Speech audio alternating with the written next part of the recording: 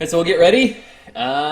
Welcome, everybody, to episode 3 of JagBlitz, bringing the Duval to the internet.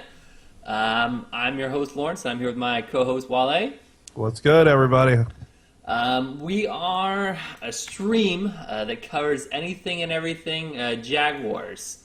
So we're here to bring you kind of our thoughts and our feels as to what's going on. And by all means, it's just by, Jaguar fans, to be honest. It's nothing else. No, we won't try to be too big of homers here, but we'll kind of go through kind of our thoughts and feelings as to kind of what's going on, whether it's training camp, the season, anything like that. So, Wally, how was your week? Had a pretty interesting week. It's run the gamut of both highs and lows, but I would say overall it was average, I guess. Okay. Had some cool stuff happen. I was able to check out a little bit of the Jaguar scrimmage, and then I went to an arena football game. And then as far as the lows, my car was a part of a crime scene. Now, what? not me personally. What? But so there was a situation over at Jack's Beach where a lady jumped a curb and hit somebody and accidentally killed them. And my car was in the same parking lot as where she left from. So, oh wow, giant crime investigation. I didn't get home till like 3 in the morning. It was definitely not my best Saturday night. That was Saturday? It was on Saturday, yeah. Wow, that's crazy. For me, so I went to the scrimmage, which was hilarious. So I took 2 friends of mine who had never been to a scrimmage. All right. One of them had been to a game with me last year, and it was because my wife was off doing something and nobody else would go, so I didn't want to go by myself. And I go through and I do my routine like I do on Sundays. Pack the car. I'm like, okay, I'm going to pack everything other than the cornhole boards because I don't have enough time. And text them, hey, do you want to bring food? Yeah, let's cook. I'm like, okay, we'll have a couple minutes or whatever to cook and stuff. So go through. We drive there. It is hot as all get out. Super hot. I'm just sitting there going like, oh, get out of the car. Wow. Go through, unpack, because I'm in my routine. Unpack the tent, unpack the grill, the tank, all that good stuff. Go to put the tent up. I'm like, oh, no, there's no top to this tent. Oh, no. And my buddy who drove, because I was like, I'm not driving, I'm like, my buddy who drove's like, well, I guess I could go back because I only live right over in Arlington. Oh, okay, so it's not too bad. No, it wasn't terrible. So we go through. So my friend, the other guy that's with me, he's like, I'm starving. I was like, what do you mean? He's like, I haven't eaten all day, Lawrence. I'm starving. I'm like, okay, no, So hook up the grill, get it going. We couldn't get the grill going. So we're sitting there trying. I'm like, okay, I don't want to get burned. I don't want to blow up. It's propane, all that good stuff. And we sit there, we fiddle with it for like 20 minutes. And we're like, forget it. We'll wait till the other guy gets back. He's an Eagle Scout. He can do this. So I was like, screw it. So we go through, we're messing with it, and then we're like, whatever, burn our hands, all that good stuff, because the stuff's getting hot every time we turn it on, because a little flame's coming out, but we're not seeing the flame. And then right. my buddy gets back, he's got the topper to the tent, so I put the tent together, put it up, and my buddy, we're like, yeah, can you get the grill going? He's like, what do you mean? Like, can you get the grill going? He's like, all right. He gets it going like in 2 seconds. I'm like, what? He's like, yeah, it's been on the whole time. You guys, you just don't see the flame. So that was my face palm for the day. And then other than that, it's been trying not to over-exaggerate what's been going on with training camp and not get caught up in the optimism. So Fair enough. That's been pretty big. And then also not get caught up, or rather not get caught up, but rather be glad that we're not Jets fans. Oh, bro. Bro. There's a couple people at my work that are diehard Jets fans, and I have had quite a bit of fun making jaw jokes the last couple of days. Being like, yeah, you guys' performance is just jaw-dropping, And oh, my God. So I was like, yeah, you guys are just taking that right to the chin, So that has been my week. For this week in this episode, we're going to go over a couple things. We're going to go over scrimmage. So the scrimmage that was this past good old Sunday. We're going to go over training camp because training camp is still going on. and then we'll kind of give our overview for the first preseason game of the year, which is this upcoming Friday against the Steelers. So let's start off with the scrimmage, Wale. What'd you think? Rough start for the offense, or maybe just a really great start for the defense. But I think overall, as it played out, the Jags look good. I mean, there's still a little bit concern on the offensive line, but for the most part, like you saw Allen Robinson show out, you saw Julius Thomas with the hands, you saw the right side of that offensive line of Jeremy Parnell and Brandon Linder, those guys holding their end of the deal. Bortles looked sharp. T.J. Yeldon looked good. Denard Robinson looked good. Had all of the running backs pretty much look good except for Toby Gerhart, but even he had a player or two that, were like, oh, okay, that's good. And then on the defensive side of the ball, undrafted free agent Nick Marshall was making plays all night long. He really was. Ryan Davis getting a sack and also getting an interception on a nicely defended batted ball, and you could just tell that there are pieces coming together for this team.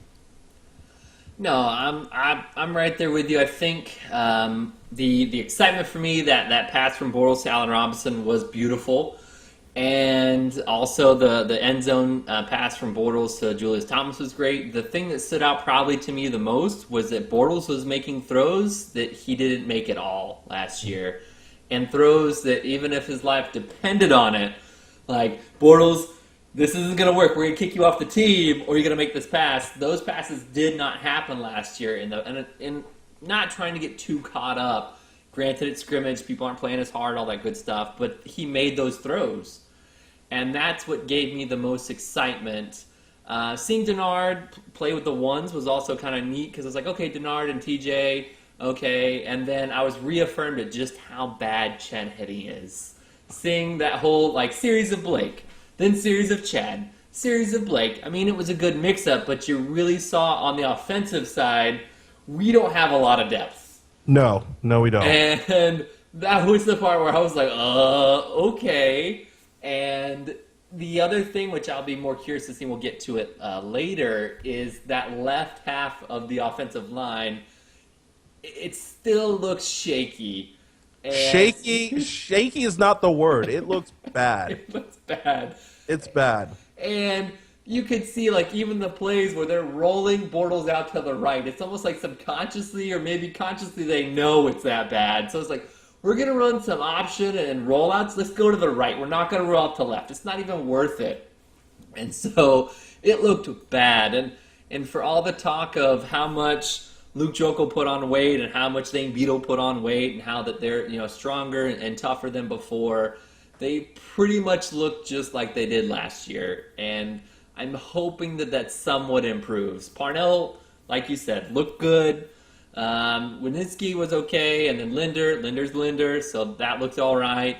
But for the most part, I was excited to see the progression, and I'm curious to see how some of our second string on offense kind of pans out, because the defense looks solid. Nothing against the defense, it looks solid. I'll give it that. It's just, I'm curious to know how many, let's say, sacks our defense would have had if they would have been playing at full speed and actually playing with an essence we can hit Blake, kind of, and not get kicked off the team or not get picked up by another team like the Bills picking up. As long as you don't punch him, as long as you don't punch him in the face, over some money. But that's kind of where I was at. I'll be honest, I probably stopped paying attention to it once they started bringing out Morris, just because I was like, okay, Blake played, I don't know, maybe 5 or 6 series, and then the kicking and stuff, the special teams, I honestly didn't really pay attention to, just because I was like, these guys aren't really playing again at full speed. So it's also hard to gauge special teams because, I mean, it's getting to the point where almost every kickoff is going to be a touchback. So that's not even entertaining to watch. It's like you have to watch the punting special team or the field goal special teams. Now, when you mentioned special teams, we do have a bit of a situation between Josh Scobie and Jason Myers because Jason kicked one from 50, 60 yards out and made it, and Scobie had the same opportunity and he missed. Now, granted, I heard that in practice on Sunday, and then consequently on Monday that things kind of balanced itself out and evened itself out. So it'll be interesting to see, though. Kicking in a live game versus kicking in practice, two different things. But it's possible that Scobie is not necessarily like on the on the chopping block or anything for like that. But maybe it's the fact that he's going to have to perform better to keep this job. No, and that's something we'll go right into the next thing about training camp, because training camp is still going on.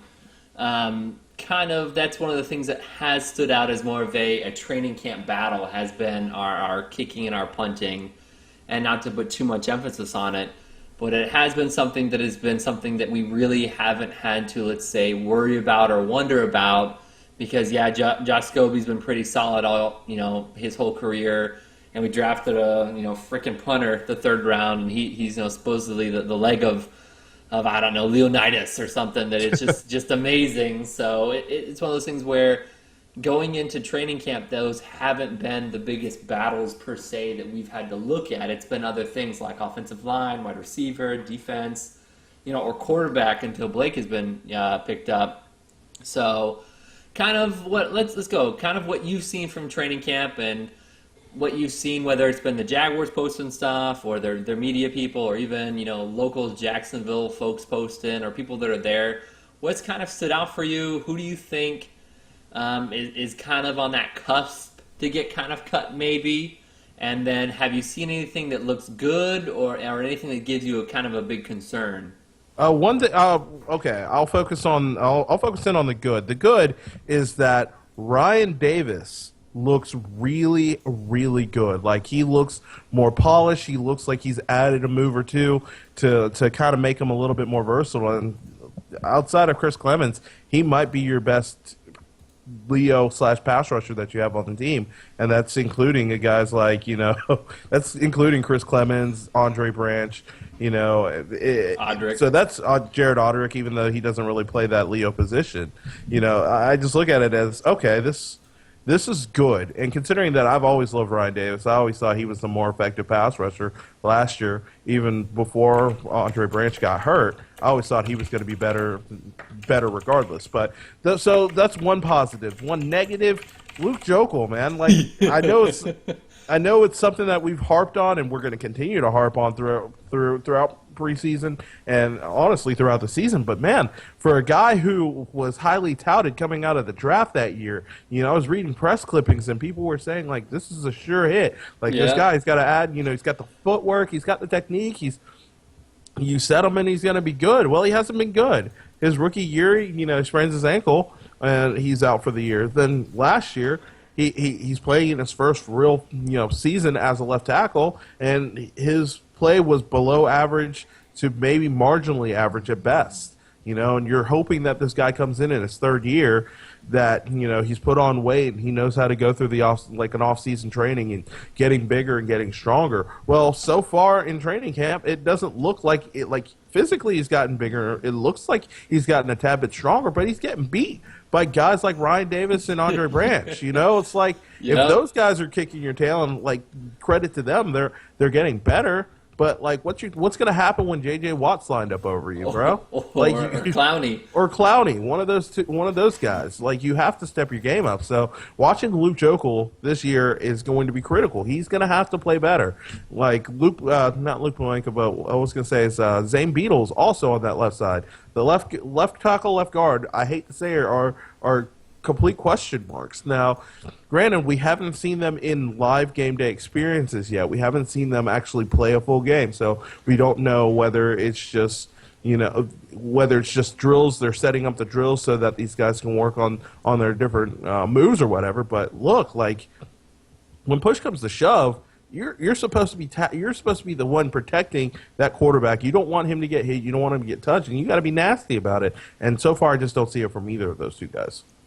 Yeah, I mean, to me, the thing that really has stood out to me is just the chemistry between Bortles and Allen Robinson and Julius Thomas.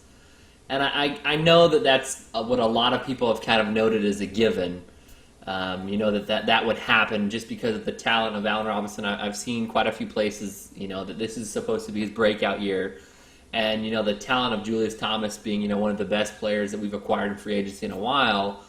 But to me, the maturation of that has been really nice to see. I haven't seen that kind of chemistry in a long time, and in a time to where you can see that and I don't want to compare Jimmy Smith and Keenan, but it's to that point where I've wanted to see something like that. Like, okay, who's going to be the people that Blake says, okay, I know that when Allen turns this way, this break, he's going to go this way. I know that Thomas is going to go this way.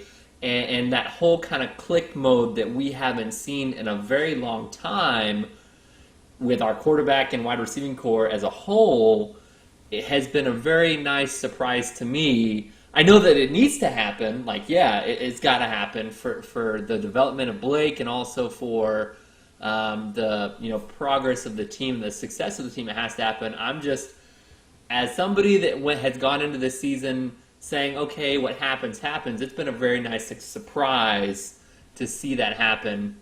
And of course, Ryan Davis and the defense, the guy that we got from Ohio State in the 6th round, just beast moding people out of the way. Michael Bennett? Yeah, Bennett. The way that he's just manhandling the left side of the defense, the left side of the offensive line, rather, has just, I've been wondering, like, was this guy this good? Or is Zane Beatles and Luke Jokel this bad? And that's kind of the thing where I'm like, okay, how does somebody that looks like they have this much strength and power make it all the way to the 6th round? And he just looks good. He looks like, I don't want, as cliche as it sounds, he looks like a man amongst men on that left side of the offensive line. And I'll hit on it with you. That is my biggest concern, because we're not hitting up the people that we're going to have to face during the season. The J.J. Watt twice a year, and maybe Clowney if Clowney can be healthy. The Jets' defensive front is pretty good.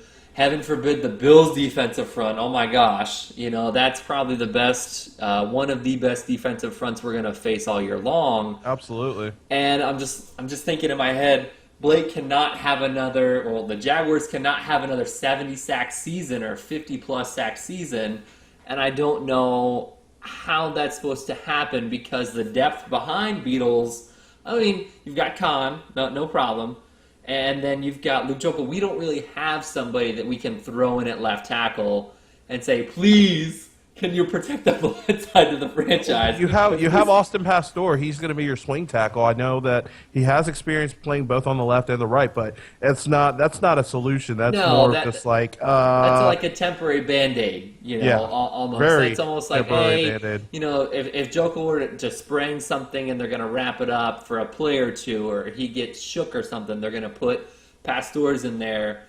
It's just one of those things where that has been, and I hate being that Jaguar fan that says offensive line. I really do, but the left half of the offensive line scares me to a point of that defenses are going to know we can overload the left side. The right side is where it is. Just leave it. And then if we're going to run, we're going to have to run to the right side, because the left side isn't going to be able to get the push, anything like that. So defenses are going to know and be able to scheme for us. Okay, run play, right side. Pass play, we're going to go on the left side. That to me is my big concern. Could it get better? Sure. I hope it gets better. I hope that something happens, something clicks, because I don't want to see Blake sacked 50 times. Nobody does. But that's going to be my biggest concern. The offense clicking in the past, no, which would have been my biggest concern up until now, seeing the chemistry happening. But no, the left half, left guard, left tackle, that's it. So I think we beat that into the ground enough. So, let's move past it. Let's go to preseason. So preseason game number 1 against the Steelers is this upcoming Friday night. What are your expectations? What are you really looking forward to seeing if you're going to be there, A? Yeah, I'm going. I'll be there. And then how much stock do you put into preseason games? Go. Okay, so, yeah, first off, deciding on whether I want to go or not. I'm a Jaguar season ticket holder, so, I have tickets regardless, so it's not a matter of, if I can find tickets. It's more of just how much bad football do I really want to watch? But I think I'm going to go. I know I'm going. It's what I want to see is honestly what I want to see is I want to see the first string offense put together 2, maybe 3 productive drives. I'm not saying like they have to go score touchdowns on each drive, but what I'm saying is that I want to see them get first downs. I want to see them be able to move the ball downfield a little bit. Watching the Steelers and the Vikings play in the Hall of Fame game. Oh no! Here we go. Watching that, Teddy Bridgewater was able to move the ball right down the field, and that's a guy that I love. I love Teddy. That is my boy. I was tank for Teddy. So it's one of those things where I want to see Blake and the entire offense be able to move the ball against that Steeler defense, because that defense isn't as good as it used to be. They have pieces and they've got playmakers on that squad, but it's not as feared as it used to be. So let's say your first possession, you get down there and score 3 points. Second possession, if you can get a touchdown or just, make sure you're not punting. It's not 3 and out. You're not punting, 6 downs in. You know what I mean? That's what I want to see on the offensive side of the ball. The defensive side of the ball, I want to see what that secondary can really do. If they can really depend on Devon House and Jonathan Cyprien to kind of limit any movement through the air. It'll be interesting to see. I know Big Ben is probably going to play maybe 1 or 2 series at best. And then what you want to see is no injuries. You just want to make sure you get out of that preseason game with no injuries whatsoever. I know that the preseason is kind of that tune-up, and, the 4-game preseason now starting to seem a little ridiculous. And I'm not saying that I'm down for an 18-game regular season schedule, but I am starting to see that, hey, playing 4 preseason games might be a little overkill, especially after the third game. You sit most of your starters, and it's bottom of the roster guys that are either going to be fighting for a practice squad spot or back selling insurance in their hometown. You know what I mean? Oh yeah, I know what you mean. I'm really curious to see kind of like you kind of hit it on the head. Does our offense go 3 and out? Because that unfortunately was a very common big thing issue for us last year, was 3 and out. And not even the 3 and out is our offense predictable? Is it run pass, run screen pass, run screen? I mean that kind of stuff, or run bubble play screen, right. Swing bubble, that kind of stuff. Is it gonna be that predictable to where I know, okay, here's the formation. Okay, this is going to be a pitch to Denard, or this is going to be a pitch to Yeldon, or this is going to be a bubble out to Lee, or that kind of stuff, where I want to see some consistency as a whole there. And I know it's going to be different because you're going to see Blake for maybe a quarter, if that. I want to see some consistency in the play calling, or maybe even some creativity to where it's not just the same thing. I feel like the Jaguars have been a run pass offense for a while, and I could be wrong. Even during the Jack Del Rio era, I almost thought it was almost like, okay, we run on first down and second down, and then we pass on third down. We will run, and we will run, and we will run, and we will punt. That was Jack Del Rio. That was his philosophy. So that's what I'm looking for. I'm looking forward to seeing that again. I want to continue to see the maturation of Blake to Allen Robinson and Julius Thomas. Please, that would just be so awesome. Right.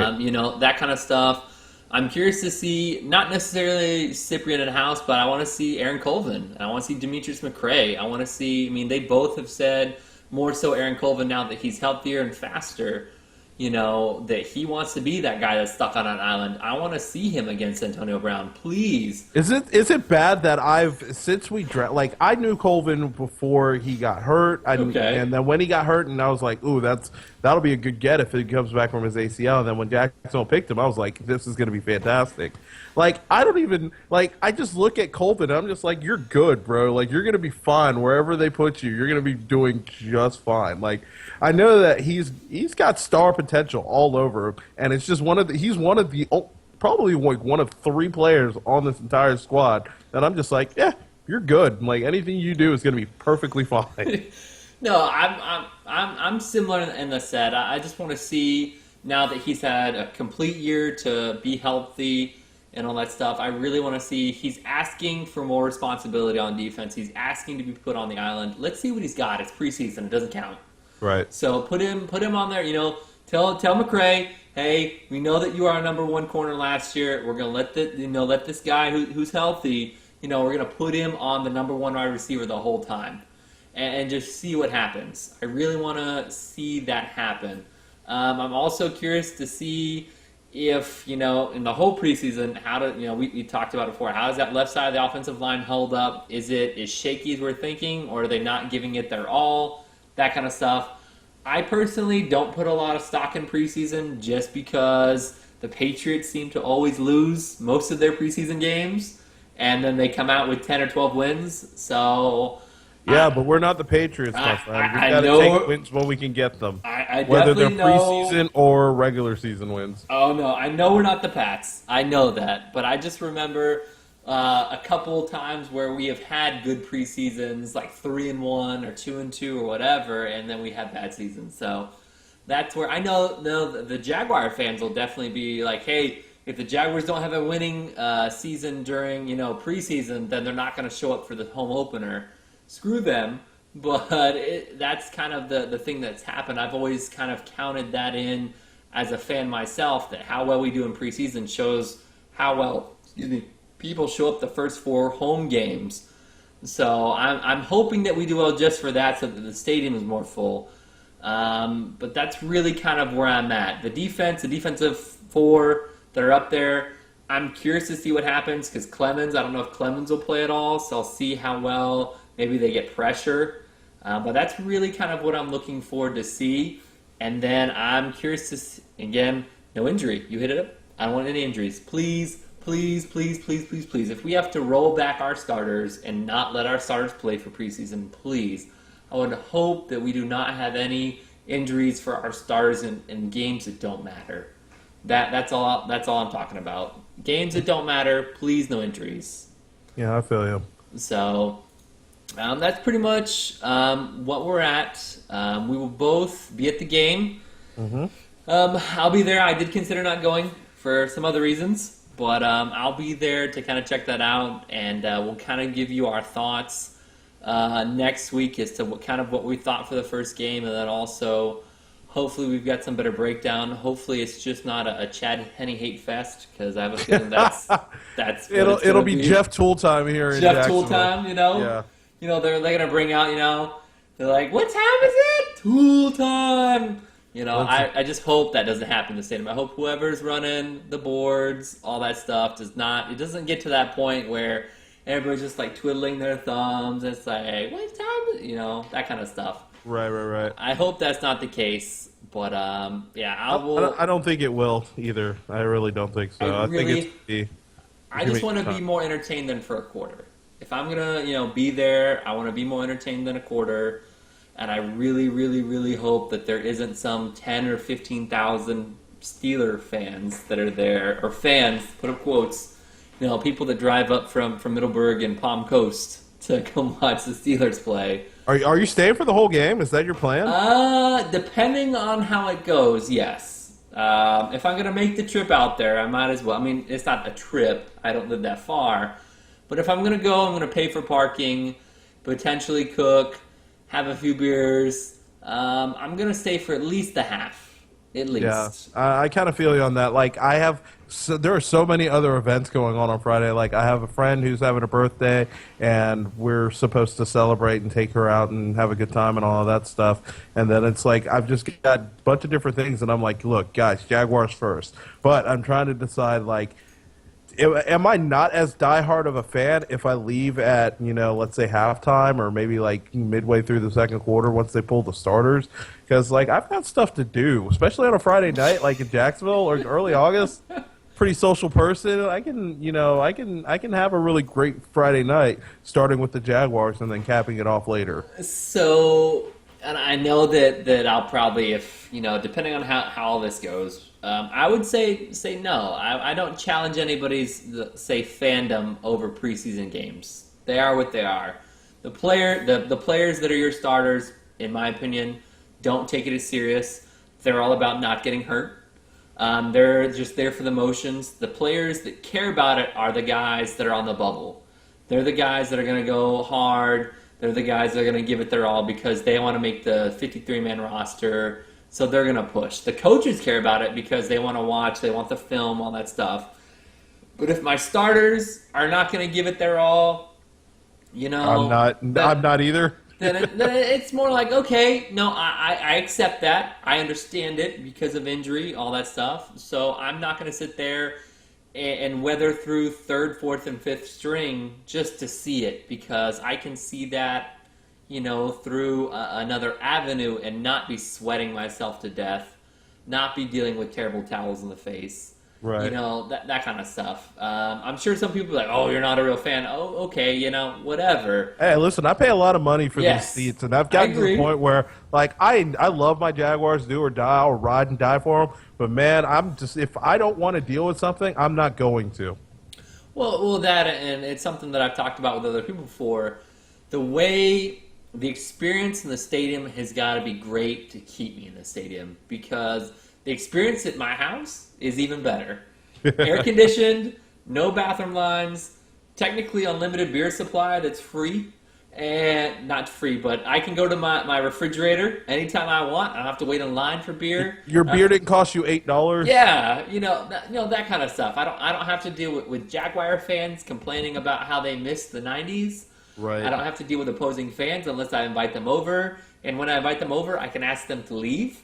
So that's true. But I will say this though. Everbank feels they've been doing a really good job of trying to make the experience in the stadium a lot better. Starting with the scoreboards and ease of access as far as information. The Wi-Fi in the stadium actually works pretty well during the games. I'm not taking anything away from what Khan and the team have done to improve the stadium. It's wonderful. I love going. The electricity, all that good stuff. I love going to the stadium. I'm just saying, for preseason, I'm gonna take a step back and I'm gonna consider it as a realist as to what it is and take it into account as to what the situation is. If it's a regular season game, I'll probably stay the whole time. It doesn't matter whether we're down 20, 30, 40 points. Yeah, I'll stay because it's a regular season game and it matters. A preseason game, not so much. Yeah. All right, guys, and ladies and gentlemen, thank you for anybody that watched and kept with us. You can mind if I give a quick shout out real quick? Oh, sure, of course. My friend Patricia, she's tuned in and she says she likes the show. So she doesn't know exactly what we're talking about because she's not a big football fan, but she enjoys the show. So that's pretty cool. All right, Patricia, we appreciate you watching. By all means, you can catch us out. You can catch Wale at the MC Wale on Twitter. You can catch me at Lawboyd. You can catch us out on the YouTube channel at JagBlitz. Any content from tonight, so if you've missed out on any content, we'll be going from here directly to there right afterwards. Please give us your comments, kind of what you'd want to see. Any feedback you can give to us is definitely welcomed. We want to know what you like, what you don't like, what you would like to see in the future.